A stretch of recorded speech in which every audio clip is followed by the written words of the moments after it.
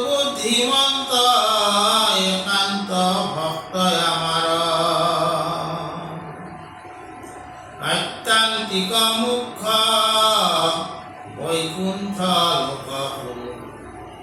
যে কহিল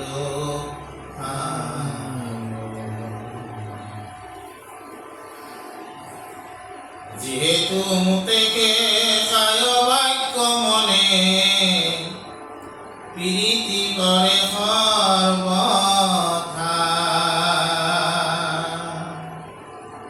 এতে কেখে মই যাচন্তে নলৱে জানাইতো সত্য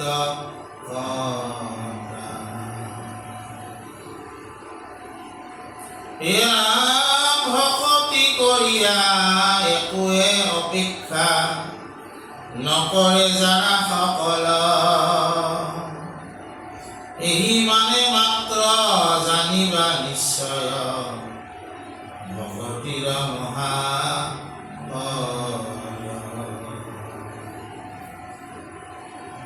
ইহাৰ সাধন কহু শুনিয়ক পুৰোহিত তুমি সাক্ষাৎ ভকতি বিনাই আন কিছু কাম ভবাঞ্চে জিতুৰা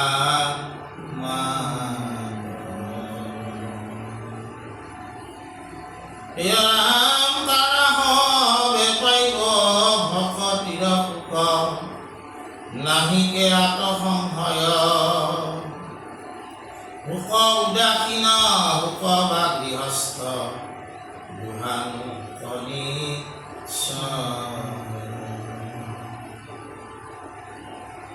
প্ৰকৃতিত পৰময়ে মহেশ্বৰ নাহি আনভূত পৰে মুঠে মাত্ৰ সম ভাবি যিটো নৰে একান্ত ভকতি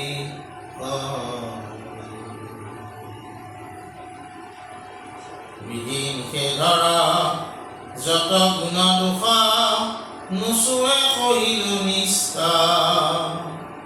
যিহেতু একান্ত ভকত জনৰ মই হৈ মহা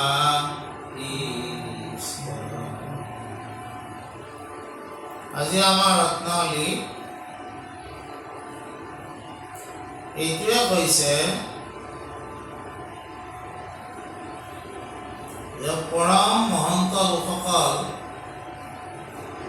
তেওঁলোকক বুদ্ধিমন্ত বুলি কৈছে আৰু বুদ্ধি মন্ত কাৰণে তেওঁলোকে একান্ত ভকত হ'ব পাৰে মহন্ত যিকোনো এটা কাম সুচাৰুৰূপে কৰাৰ কাৰণে বুদ্ধিৰ প্ৰয়োজন আছে ঠিক তেনেকৈ ভক্তি কৰাৰ কাৰণেও বুদ্ধিৰ প্ৰয়োজন আছে কি বুদ্ধি কুশল বুদ্ধি পৰম চতুৰ শিকি বুদ্ধিত কুশল আতি যিটোবোৰে হৰি গুণ গায় ভকতি কৰাৰ কাৰণেও তোমাক চতুৰতা লাগিব তোমাক কুশল বুদ্ধি লাগিব তেতিয়াহে তুমি একান্তভাৱে ঈশ্বৰক ভক্তি কৰিব পাৰিবা একান্তভাৱে ভক্তি কৰাৰ কাৰণে কি কৰিব লাগিব কিয় তেওঁলোকক বুদ্ধিমন্ত বুলি কৈছে যে তোমাক এজন লোকে 100 টকাৰ এটা বস্তু দিছে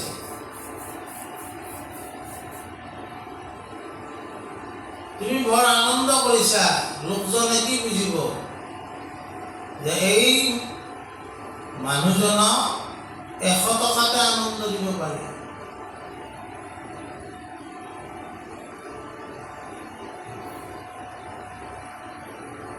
ইয়াৰ আনন্দৰ আৰু কোনো বেলেগ দ্ৰব্য বস্তুৰ দৰকাৰ নাই লও 100 টকা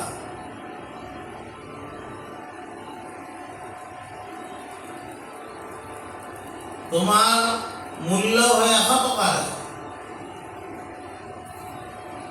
বুদ্ধিমন্ত বুলি কিয় কৈছে পৰম মহন্তসকলক তেওঁলোকে এই যিবিলাক বিষয়ৰ সুখ এইবিলাক লৈ তেওঁলোক আনন্দিত নহয় তেওঁলোকে আত্যন্তিক সুখ লৈহে আনন্দিত হয়। ঈশ্বৰৰ পদ সেৱা কৰি আত্যন্তিক সুখ পাই কাৰণে তেওঁলোক আনন্দিত হয়। আৰু তেওঁলোকে জানে যে এইটোৱে হ'ল আটাইতকৈ পৰমাৰ্থ সুখ, পৰমাৰ্থিক সুখত তেওঁলোক আনন্দিত হয়। যি সুখৰ অৰ্থ আছে,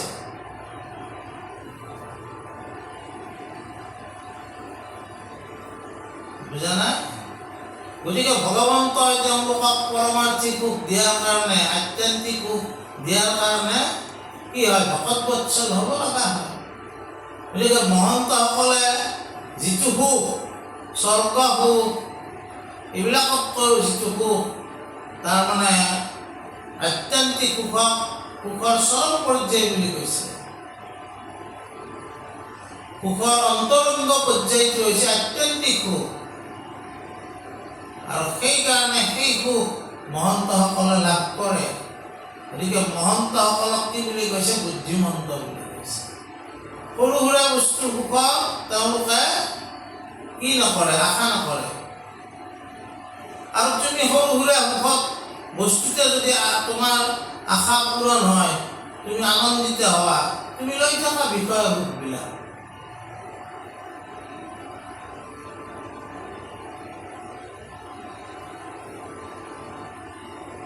কথাটো তেনেকুৱা এটা কৈছে। আৰু সেইকাৰণে ভক্তসকলে এই সুখবিলাকক অপেক্ষা কৰে আৰু তেওঁলোকে ভগৱন্তৰ যি আত্যন্তিক সুখ, এই সুখ লাভৰ কাৰণে তেওঁলোকে সদায় ভক্তি কৰে, কিছু বাঞ্ছা নকৰে।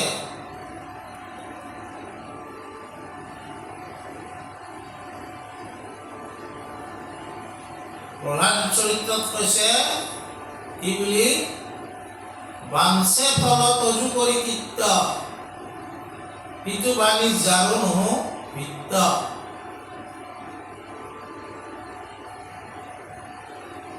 বুঝা না?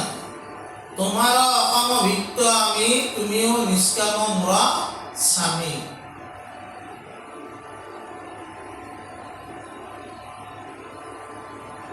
নিষ্কাম ভকতিৰ দ্বাৰা ভগৱন্তৰ আত্যন্তিক যিটো ভগৱন্তৰ পদসেৱাৰ সুখ, সেই সুখ তেওঁলোকে লাভ কৰে। আৰু সেইকাৰণে এই যিবিলাক তাৰমানে ভগৱন্তৰ আত্যন্তিক সুখৰ তুলনাত এই স্বৰ্গ সুখ, এই দেৱ সুখ, এইবিলাক এই পদ সুখ, এইবিলাকক একেবাৰে নগণ্য বুলি কৈছে। গতিকে মহন্তসকলে এই নগণ্য সুখক বাঞ্ছা নকৰে। আৰু কৈছে উদাসীনে হওক, গৃহস্থীয়ে হওক, তেওঁলোকে কি কৰে? ভকতিৰ সুখ সকলোৱে লাভ কৰিব পাৰে। ভকতিৰ সুখ লাভ কৰাৰ কাৰণে কোনো মানুহ উদাসীন বা গৃহস্থী হ'ব, এই দুটাৰ কোনো কথা নাই। গৃহস্থী হৈও সংহাৰ কৰিও সেই সুখ লাভ কৰিব পাৰে। আৰু উদাহৰণ শংকৰদেৱ গুৰুজনাই সেই আত্যন্তিক সুখ গৃহস্থী হৈও লাভ কৰিছিল। আৰু মাধৱদেৱ গুৰুজনাই উদাসীন হৈ সেই সুখ লাভ কৰিছিল। দুটাৰ কোনো পাৰ্থক্য নাই। তাৰপিছত কৈছে যে এই প্ৰকৃতিত পৰা ভগৱন্ত প্ৰকৃতি পুৰুষক কি বুলি? ঈশ্বৰ নিৰ্ণয় প্ৰকৃতি পুৰুষ দুয়ো নিয়ন্তা মাধৱ। প্ৰকৃতি আমি যি পাইছো সকলোতকৈ তাতকৈ বহুত শ্ৰেষ্ঠ ভগৱন্ত। বুজা নাই? আৰু সেই ভগৱন্ত ভক্তি কৰাৰ কাৰণে এই মহন্তসকলে সদায় চেষ্টা কৰে। প্ৰকৃতি পুৰুষ এই দুটাক নিয়ন্ত্ৰণ কৰাজনহে শ্ৰেষ্ঠ হ'ব। কিন্তু আমাৰ যিবিলাক স্বৰ্গ সুখ পদৰ সুখ এইবিলাক প্ৰকৃতিতে আমি লাভ কৰিম আৰু প্ৰকৃতিতে সেইবিলাক নষ্ট হ'ব। বুজে নাই? তেনেকুৱা মহন্ত বা একান্ত ভকতৰ কোনো কি নাথাকে, ভক্তিৰ ক্ষেত্ৰত কোনো বিধি নিষেধ নাথাকে।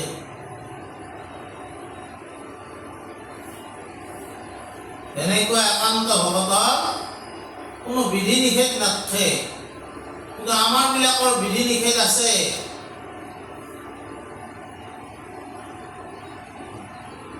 মহাপুৰুষ মাধৱদেৱে নামঘোষাত লিখছে কি, হৰিনাম কীৰ্তনত নাহি কাল দেশপাত্ৰ নিয়ম সংযম একো বিধি। হৰিত শৰণলয়া কেৱল হৰিৰ নাম কীৰ্তন কৰন্তে হয় সিদ্ধি। কিছুমানে এই মাধৱদেৱৰ নামঘোষাৰ পদ্যটোৰ দুৰ্ব্যৱহাৰ কৰে। হৰিনামত একো নিয়ম চিয়ম নাই, কোনো স্থান নাই, কোনো পাত্ৰ নাই,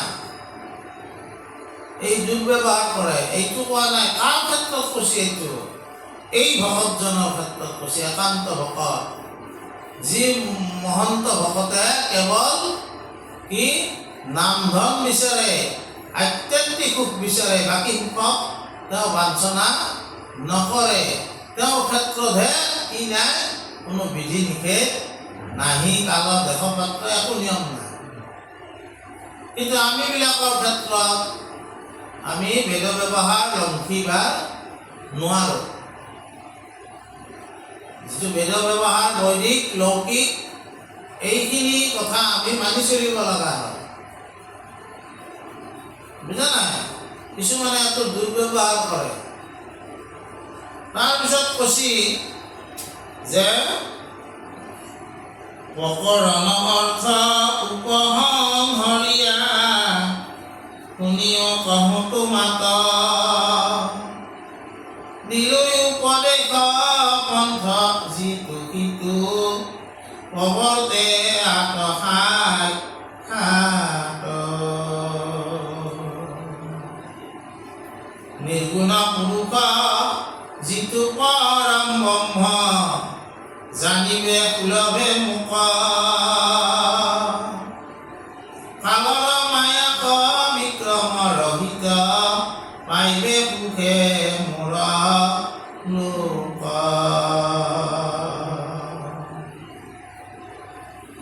শুনা বুদ্ধজন কৰি স্থিৰ মন কহিল যেন ঈশ্বৰে সকল শাস্ত্ৰৰ এই মানে হাৰ নাহি আৰ আত কৰে। ভাগৱত শাস্ত্ৰ চাহি পূৰ্বাপৰ ঈশ্বৰ বাক্য প্ৰমাণী কহিল ভকতি ধৰিও সম্প্ৰতি এই সত্য হেন জানি।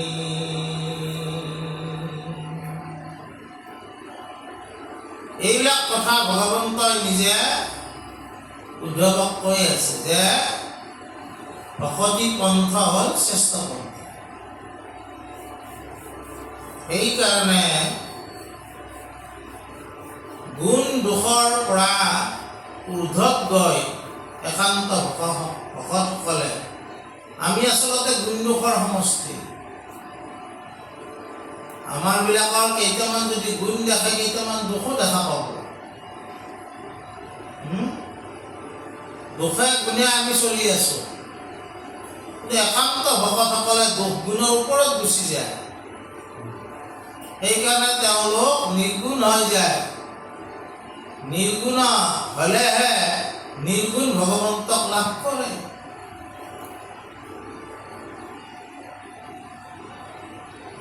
বুজা নাই? তামাৰ পাত্ৰত চৰ্বত বনালি হ'ব নেকি? তামাৰ পাত্ৰততো চৰ্বত নহ'ব।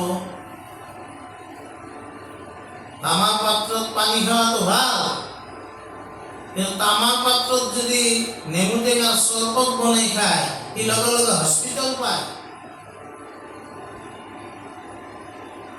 ঠিক তেনেকে তুমি নিৰ্গুণ ভগৱন্তক পাবৰ কাৰণে একান্ত ভকতসকলে কি কয়, নিৰ্গুণ অৱস্থা প্ৰাপ্ত হয়।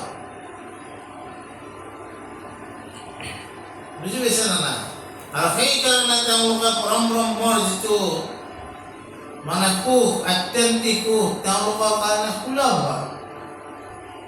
সেইকাৰণে আমাকো কৈছে যে হে জ্ঞানীসকল, ৰত্নাৱলী তেনেকৈ কৈছে, বুদ্ধজন জ্ঞানীসকল স্থিৰ কৰা মন স্থিৰ কৰা, কাৰণ এই কথাবিলাক ঈশ্বৰে কৈ আছে আৰু সকলো শাস্ত্ৰৰ সাৰ বুলি কৈছে ভকতি।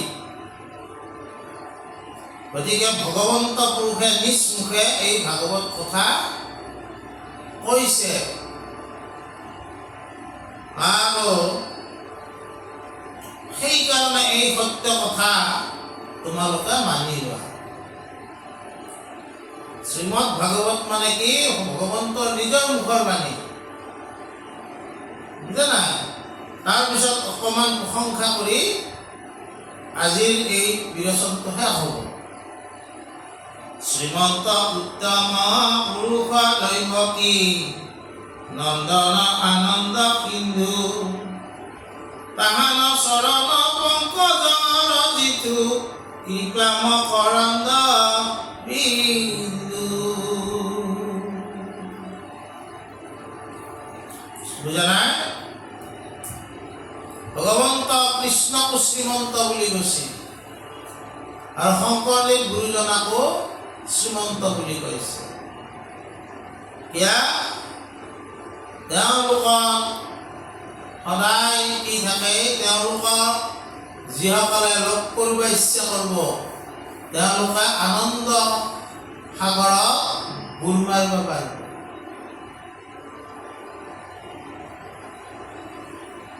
ভগৱন্ত কৃষ্ণক যিসকলে জানিব ইচ্ছা কৰিব, যিসকলে শুনিব ইচ্ছা কৰিব, যিসকলে কীৰ্তন কৰিব ইচ্ছা কৰিব, তেওঁলোকে এই আনন্দ সাগৰত ডুব মাৰিব পাৰিব। হৰিয়ে কৰুণা সিন্ধু জীৱন বন্ধু গতি মতি তুমি নাৰায়ণ।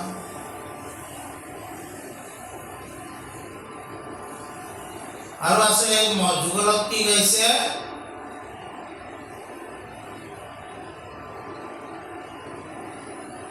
হৰি তুমি আনন্দ সিন্ধু হামু ভিক্ষাৰী মাগুৱে কবিন্দু। সেই ঈশ্বৰ হ'ল আনন্দ সিন্ধু। আমি ভিক্ষাৰীসকলে অৰ্থাৎ ভকতি কৰাসকলে নিজকে কি কৈছে? ভিক্ষাৰী। অলপমান এই আনন্দ সিন্ধুৰ এটা বিন্দু মাত্ৰ আমি আশা কৰিছোঁ। গতিকে তাৰপিছত কি কৈছে যে এই কথাবিলাক কোনে লিখিছে? যে ভগৱন্তৰ কৃপা বিষ্ণুপুৰী সন্ন্যাসীয়ে, পৰমহংস সন্ন্যাসীয়ে এইবিলাক ৰচনা কৰিছে। এইখনতো বুজা নাই? বিষ্ণুপুৰী সন্ন্যাসীৰে তেওঁহে নি পঠাইছে শংকৰদেৱক। শংকৰদেৱে মাধৱদেৱক দিলে। এই বিষ্ণুপুৰী সন্ন্যাসীৰ নামটো মাধৱদেৱে লৈছে। মাধৱদেৱ মানে কেনেকুৱা যে কাৰ পৰা পাইছে সেই কথাটো উল্লেখ কৰিছে। আমাৰ আজিকালি কি হয়, আমি কাৰোবাৰ পৰা পোৱা কথাটো তেওঁৰ নামটো পালি উল্লেখ নকৰাকৈ থাকোঁ। সেইকাৰণে আজিকালি প্ৰবন্ধবিলাকত এটা নীতি কৰি দিছে যে য'ৰ পৰা তুমি সংগ্ৰহ কৰিছা তাৰ নামটো সন্নিৱিষ্ট কৰিব লাগিব।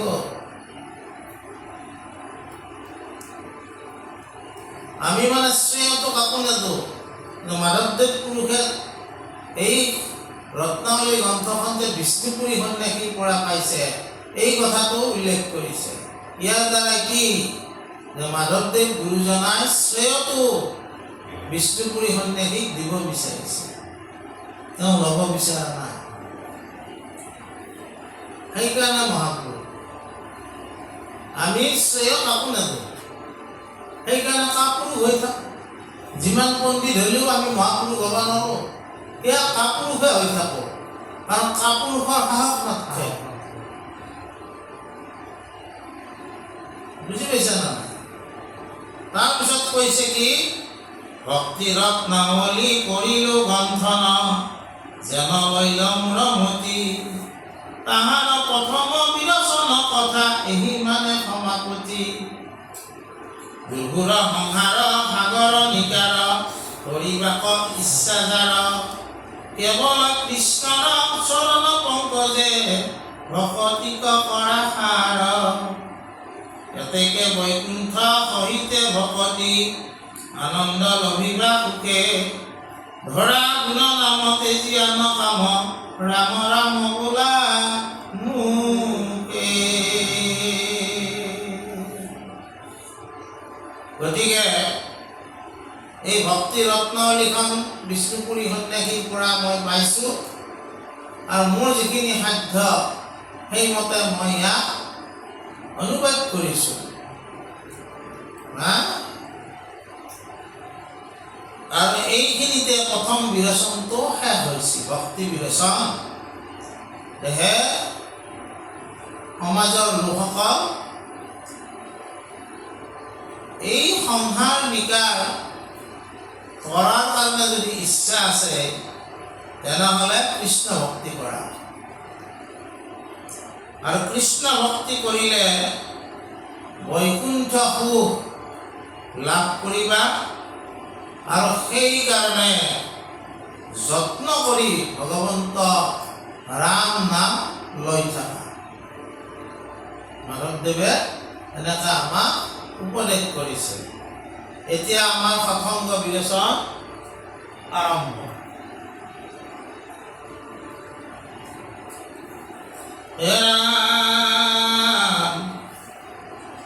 পূৰ্ব বিৰচনত ভকতি কৰি সাৰ, আৰম্ভিলো মই বিৰচন আৰবাৰ।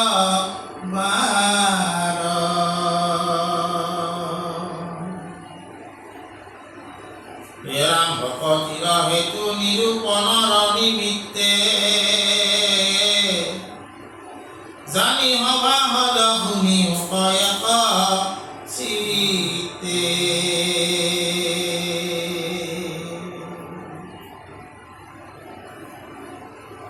শ্ৰীমন্ত ঈশ্বৰ কৃষ্ণ ভকতৰ গুৰু, তাহাৰ পৰম কৃপা ৰস কল্পতৰু।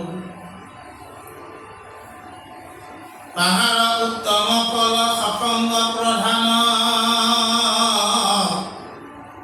ও ভাগৱত শাস্ত্ৰে অভিপ্ৰায়ে মান। এই সৎসংগ বিবেচনা কি কৈছে যে এই ভক্তি ক'ত নিৰূপণ হ'ব, কেনেকৈ নিৰূপণ হ'ব? কাৰণ ভগৱন্ত ভকতসকলৰ গুৰু।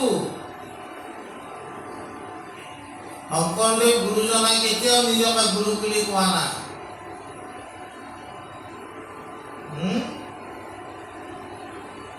তেওঁ কীৰ্তনৰ আৰম্ভণিতে বসুদেৱম সুতম কৃষ্ণম কংসচানুৰ মৰ্দনম, দৈৱকী হৃদয়ানন্দম কৃষ্ণম বন্দে জগদ্গুৰু হৰি ৰাম। কৃষ্ণকে গুৰু বুলি কৈছে। শংকৰদেৱক গুৰু বুলি ঘোষণা কৰিছে মাধৱদেৱে। শ্ৰীমন্ত শংকৰ হৰিভকতৰ জানাজানা কল্পতৰু। হৰিভকতৰ কাৰণে ভগৱান মানে ভগৱন্ত যেনেকৈ কল্পতৰু, শংকৰদেৱ কল্পতৰু। হৰিভকতে যি লাগে শংকৰদেৱৰ ওচৰ চাপিলে পাব, হৰি ভকতে যি লাগে কৃষ্ণৰ ওচৰ চাপিলে পাব।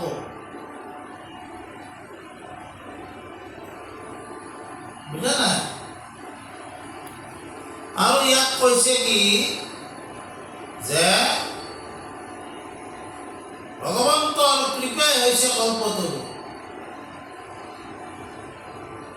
ভগৱন্তই যদি তোমাক কৃপা কৰে, তুমি যি ইচ্ছা তুমি তাকে পাবা।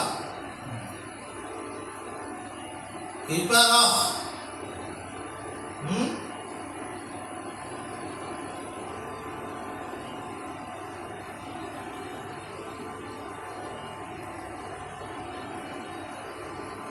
সেই কৃপা ৰস পালে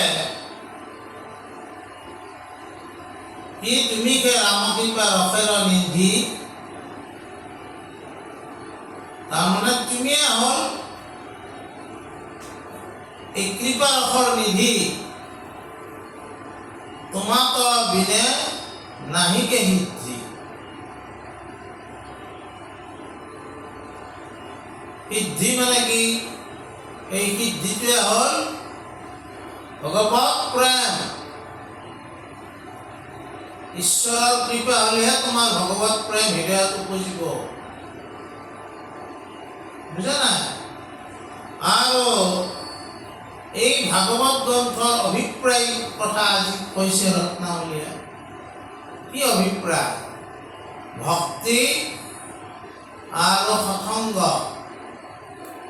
এই সৎসংগ আৰু ভক্তিয়ে হ'ল ভাগৱতৰ অভিপ্ৰায়। লোক সমাজৰ মাজত ভক্তি ধৰ্ম আৰু সৎসংগ পৰমাৰ্থ, সৎসংগৰ কি পৰমাৰ্থ, এই কথা বুজোৱাৰ কাৰণে ভাগৱত গ্ৰন্থ সৃষ্টি হৈছে। অভিপ্ৰায় ভাগৱত গ্ৰন্থৰ এইটোৱে যে সকলো লোকে ভক্তিপন্থ দ্বাৰাই ঈশ্বৰক লাভ কৰিবলৈ সমৰ্থ হওক। ইমান দুষ্কৰ পন্থ, জ্ঞানপন্থ, কৰ্মপন্থ নহ'লেও হ'ব।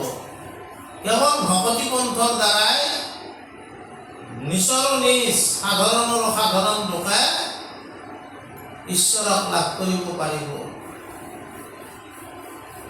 এই ঈশ্বৰৰ ভক্তি কৰাৰ কাৰণে প্ৰথম পৰ্যায়টো কি হ'ব?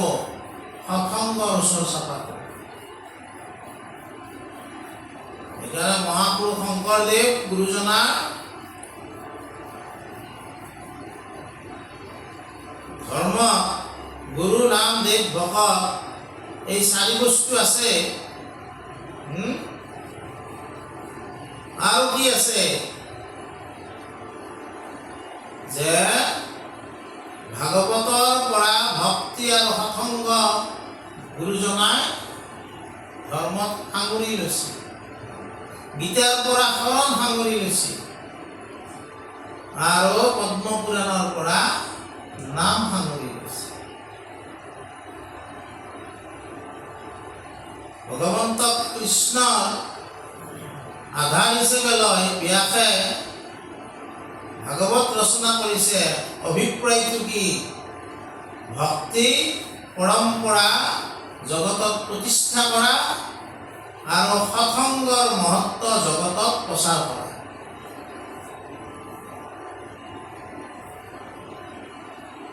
কাৰণ সৎসংগই তোমাক কি দিব? সুবাসনা, সন্তৰ সংগত সুবাসনা, দুষ্টৰ সংগত দুৰ্বাসনা। সুবাসনা যদি তোমাৰ হৃদয়ত জন্ম পায়, তোমাৰ জীৱন ধন্য হ'ব। দুৰ্বাসনা যদি তোমাৰ হৃদয়ত জন্ম পায়, তোমাৰ জীৱন ধন্য হ'ব নোৱাৰে।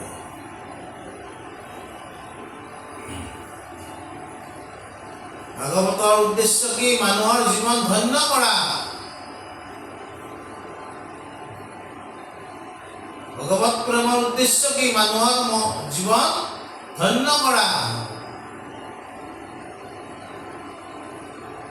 ধন্য ধন্য কলিকাল, ধন্য নৰতনুভাৰ, ধন্য ধন্য ভাৰতবৰ্ষ।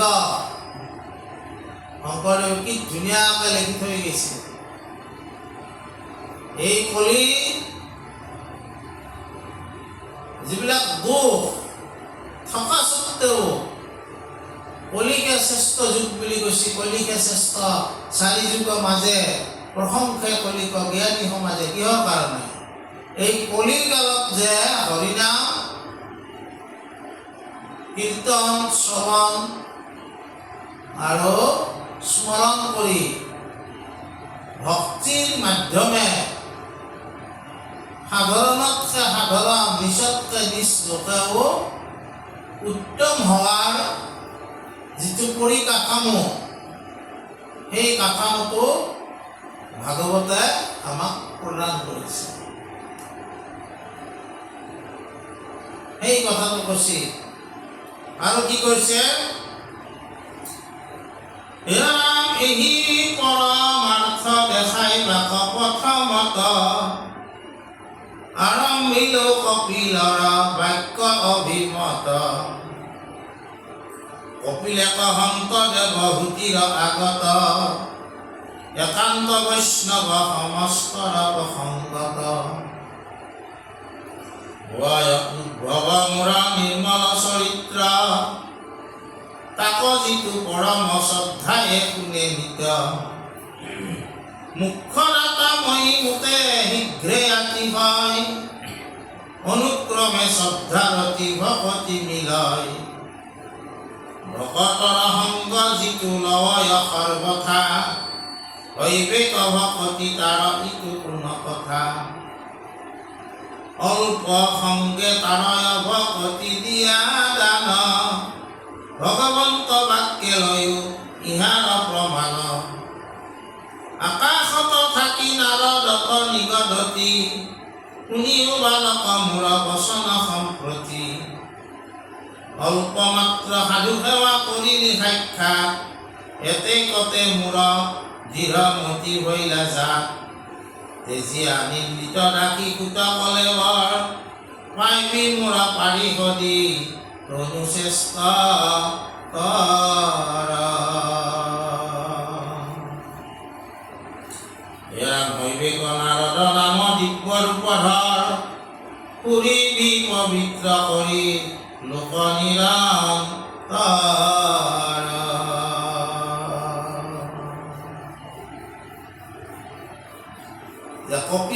কপিল মুনি, কপিলৰ কথা আমি আগতেও আলোচনা কৰিছোঁ। ভগৱন্ত কৃষ্ণই কৈছে যে যদি মই মুনি হ'ব লগা হয় তেতিয়া কোনটো মুনি হ'ম? মই কপিল মুনি। আৰু এই কপিল মুনিয়ে যিটো তাৰমানে আমাৰ সাংখ্য দৰ্শন, এই সাংখ্য দৰ্শনৰ স্ৰষ্টাও কপিল মুনিয়ে। বুজানা? এই কপিল মুনি নিজ মাতৃকে এই ভকতিৰ জ্ঞান প্ৰদান কৰিছিল, ভকতি পন্থৰ জ্ঞান প্ৰদান কৰিছিল। আৰু মাতৃক কৈছে কি যে ভকতিয়ে কি কৰিব নোৱাৰে, যে এই ভক্তি কৰাৰ কাৰণে প্ৰাথমিক পৰ্যায়টোৱে হৈছে সৎসংগ। এই সৎসংগৰ মাহাত্ম্য বহুত আছে। মহাপুৰুষ মাধৱদেৱ গুৰুজনে কৃপাৰ সাগৰ দৈৱকী নন্দন পুৰিও মনৰ কাম ভকতৰ সংগ সদানো গুচুক মুখেতো আগুনৰ নাম। হে কৃপাৰ সাগৰ ভগৱন্ত, তুমি মোক কৃপা কৰিবা যাতে মই ভকতৰ সংগত থাকিব পাৰোঁ। কাৰণ ভকতসকলে কি কৰি থাকে? ঈশ্বৰৰ নাম লৈ থাকে। তাৰাসকলৰ সংগত থাকিলে ময়ো ঈশ্বৰৰ নাম ল'ব পাৰিম বা শুনিব পাৰিম।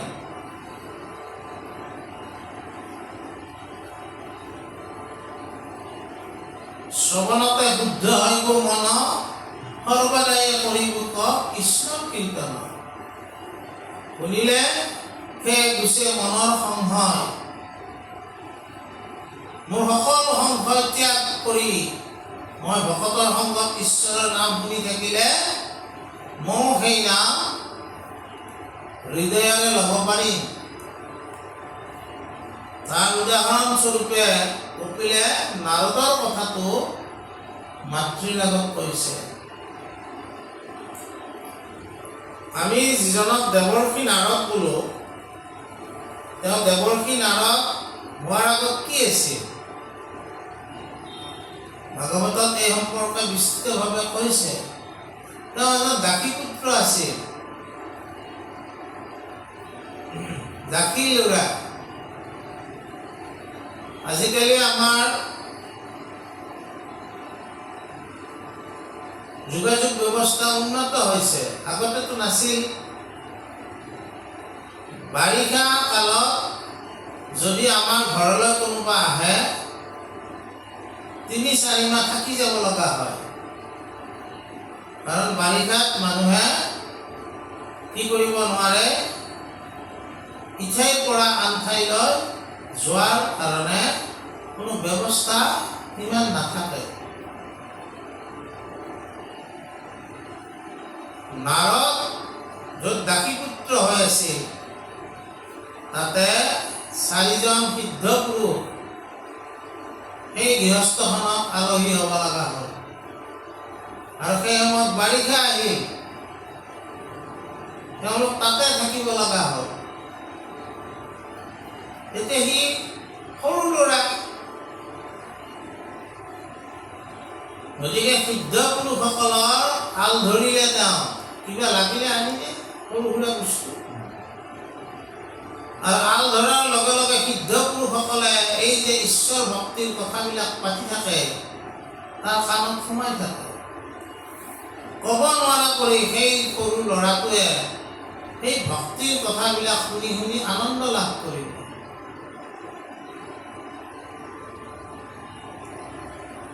আৰু যেতিয়া 4 মাহ শেষ হ'ল,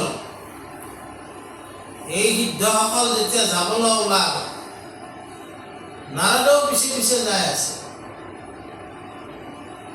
দাসী পুত্ৰ তেতিয়া ক'লে যে তুমি কিয় আহিছা? মই তোমালোকৰ লগতে যাম, তোমালোকৰ লগত থাকি মই আনন্দ পাইছোঁ।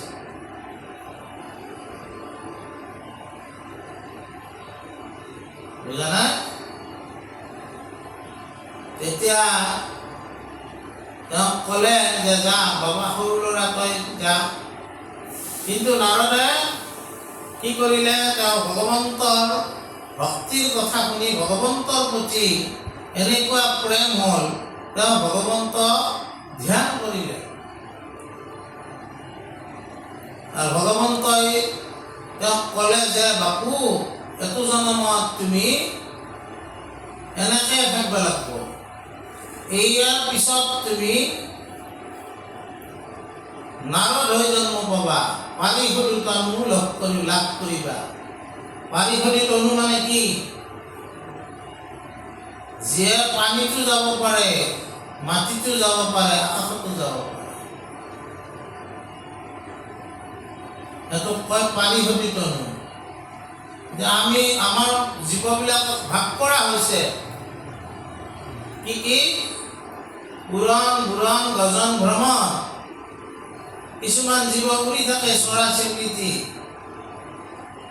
কিছুমান বুৰণ মানে মাছ কাছ, এইবিলাক পানীত থাকে। কিছুমান গজন, উদ্ভিদ, গাছ, বিৰিখ, এইবিলাক গজি থাকে। আৰু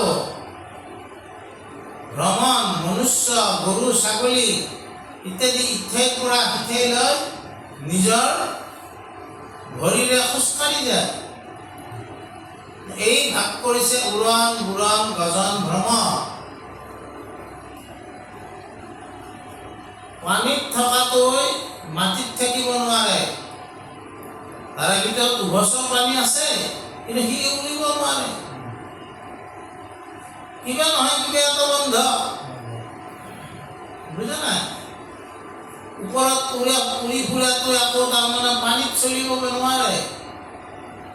চিকাৰৰ সময়ত মাছ থকা চৰাইটো চিকাৰহে কৰে, তেওঁক ভগৱানে সেইটো প্ৰদান কৰিছে বিশেষ কৌশল। ওপৰতে এনেকে এনেকে থাকি এই পৃথিৱীত চলাৰ কাৰণে বাকী জীৱবিলাকক যিখিনি কৌশল লাগে সেইখিনি ঈশ্বৰে দি পঠাইছে। ডাঙৰ কথাটো কি, মনুষ্যক কিন্তু চব কথা শিকি ল'ব দিছে, মগজুটো দিছে, কিন্তু শিকি ল'ব লাগিব। বাকী জীৱবিলাকে কি এইটো জন্মগতভাৱে লৈ আহে, মাক দেউতাকে অলপমান শিকাই সিহঁতক। এটা গৰু পোৱালি কোনে সাঁতুৰি শিকায়? কোনো নিশিকায়। জন্মতে সাঁতুৰিব জানে।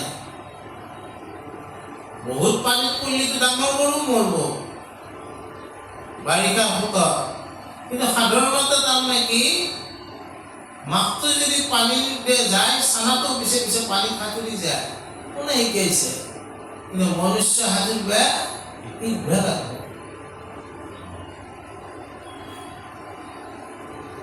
মনুষ্যক খুব সুন্দৰ ভগৱন্তই উপহাৰ দিছে। কি? শব্দ দিছে, জ্ঞান দিছে, কিন্তু বাকী জীৱবিলাকক ধ্বনি দিছে, আমাক বাণী দিছে। কিন্তু শিকিব লাগিব, মনুষ্যত্ব আমি অৰ্জন কৰিব লাগিব।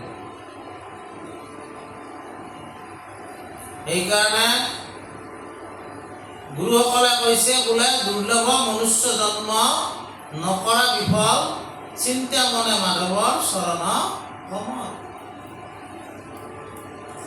তাৰপিছতে এই নাৰদ এই পাৰিষদী তনু, তেওঁ পিছৰ জন্মত ব্ৰহ্মাৰ মানস পুত্ৰ হিচাপে জন্ম পালা, আৰু তেওঁ পাৰিষদী তনু লাভ কৰিলা।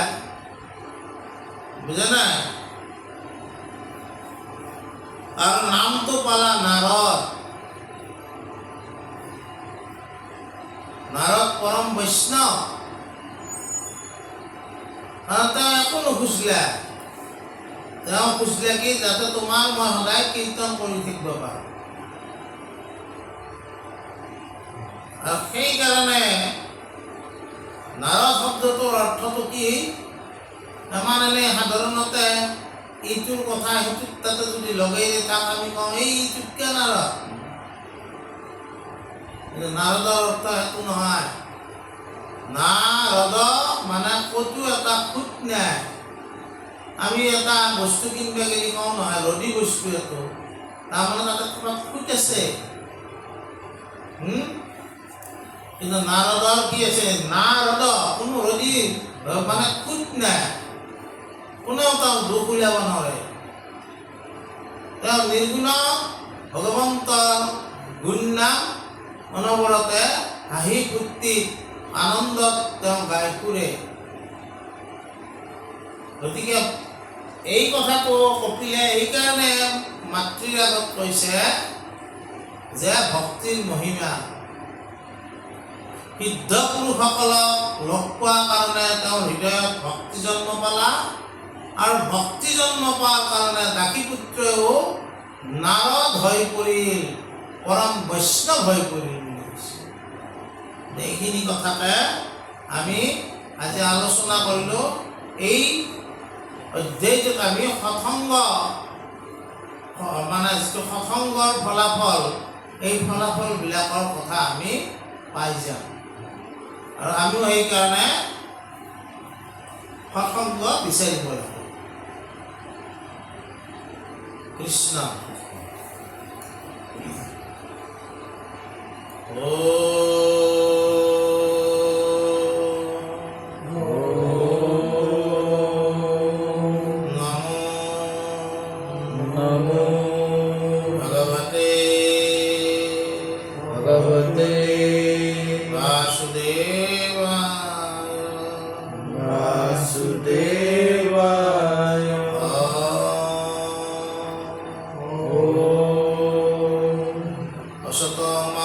सद्गम তমসমা সদ্গময় তমসমা জ্যোতিৰ্গময় তমসমা জ্যোতিৰ্গময় মৃত্যুৰ্মা অমৃতম গময় মৃত্যুৰ্মা অমৃতম গময়